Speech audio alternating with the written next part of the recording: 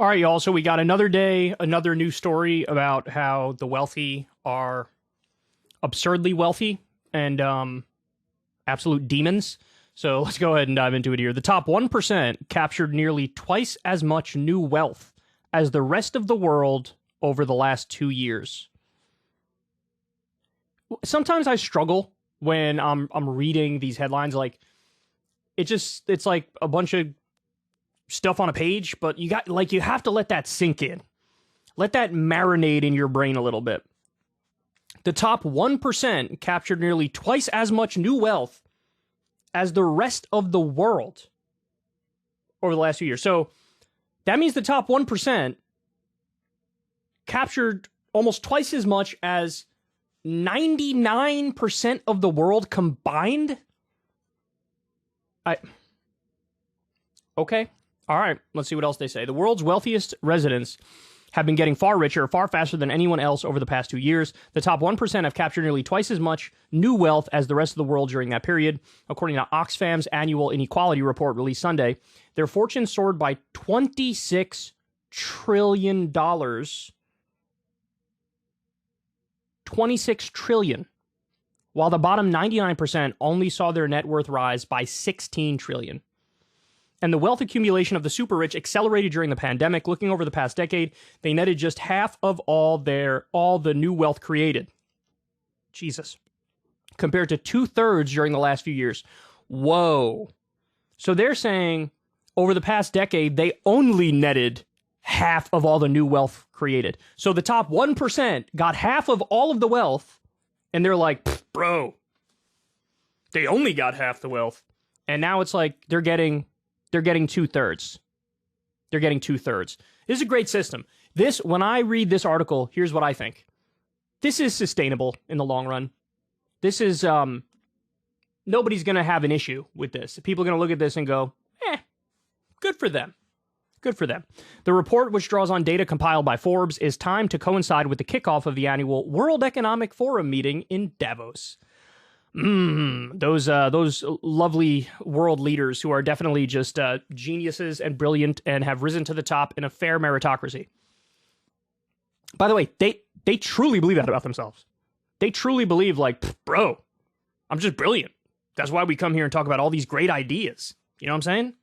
Funny, none of the ideas they discuss when talking about how to save the world is like, we should be taxed more, and we should probably, like, give homeless people homes and give hungry people food and give healthcare to people who don't have healthcare and pay off the student loan debt and the medical debt. And funny, that doesn't come up.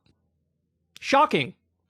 They'd rather talk about like a tech AI super intelligent robot that sucks your balls. That's more likely to come up than like, hey, we should be taxed more. Meanwhile, many of the less fortunate are struggling. Some 1.7 billion workers live in countries where inflation is outpacing wages. And poverty reduction likely stalled last year after the number of global poor skyrocketed in 2020. So here they say billionaires' fortunes. Though their riches have slipped somewhat over the past year, those poor billionaires. Global billionaires are still far wealthier than they were at the start of the pandemic. Yeah, this is something I've seen. That's always the trend, right? With capitalism, with global capitalism, is like, for example, back in like the 1970s or early 1980s, CEOs would make 11 to 1 what the average worker made. And then now it's about 340 to 1. And that's always, the trajectory. It's like eventually we get to the point where it's like the CEOs will make 17,412 times the average worker. It'll be 14,712 to 1. That's the CEO to average worker pay ratio. Their net worth totals 11.9 trillion, according to Oxfam. That's down nearly 2 trillion from late 2021. It's still well above the 8.6 trillion billionaires had in March 2020. See, that's incredible. That's incredible. So I have seen a lot of headlines like, oh, tough year to be a billionaire, bro. Saw a lot of articles. It's like, bro, you definitely wouldn't want to be one of these guys right now. Definitely wouldn't want to be like them. They're going through hard times. But they explain here. In March of 2020, billionaires had 8.6 trillion. And right now, they have 11.9 trillion. So it's still gone up from the beginning of the pandemic, even though they lost about 2 trillion last year. The wealthy are benefiting from three trends. At the start of the pandemic, global governments, particularly wealthier countries, poured trillions of dollars into their economies to prevent a collapse. That prompted stocks and other assets to soar in value. Look, this is, I'm going to hit you with an idea here, which is like the most straightforward idea of all time, and roughly 3 people talked about it. But like, when there was all this corporate price gouging, as a result of inflation, they took the narrative and they were like, well, let's just raise prices for everything. So corporate profits are at a record high. Why not do a windfall profits tax? You could literally tax that money right back and give it to, and put it towards better priorities.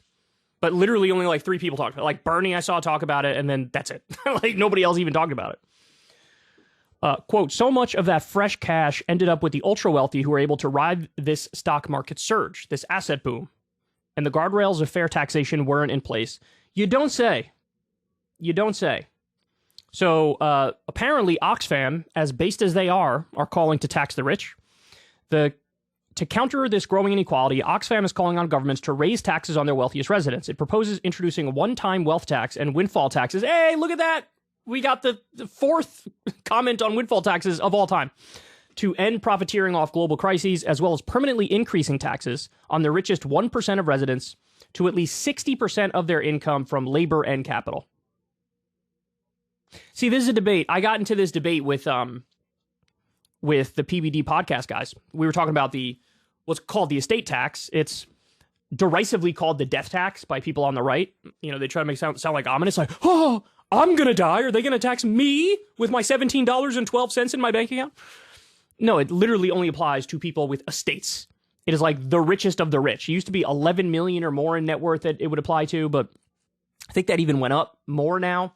And like, there is nobody better to tax in a society than rich dead people. That's it. Like their kids are still going to get millions of dollars and be fine, but like they're not going to get like 2 billion. So we came up with this example of Paris Hilton, and the question was, let's say Paris is worth like $2.2 billion. We're just making that number up. How much of that, or excuse me, Paris's dad or grandfather, whoever made the money, is worth that much? How much should Paris inherit? And, you know, I thought about it for a while, and then I was like, I'd be fine with her getting like 40 or 50 million, something like that. And they were shocked. They looked at me like I'm Che Guevara, right? They looked at me like, Jesus Christ. And then I stopped and thought about it. I was talking to Crystal about it. I'm like, if anything, I'm too kind to these people.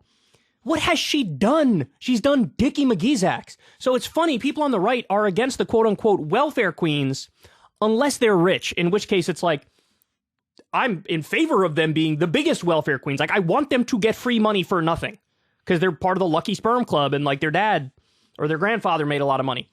Why should they just be able to inherit all of it? That's insane. That's insane. So I'll ask you guys, where am I reasonable on that front when I assume, and these are just made up numbers again, but you know, some tycoon makes 2.2 billion in some industry, is passing 40 or 50 million to their kid. Like, I'm fine with that, right? But you take the rest and you put it towards childcare and education and healthcare and higher wages and whatever, UBI, like name it, any of a number of things. Am I too conservative on that point, too leftist on that point, or am I just in the ballpark of what's right? I'm curious what everybody thinks. Oxfam believes the rates on the top 1% should be high enough to significantly reduce their numbers and wealth. The fund should then be redistributed. Okay, based. I mean, that's based.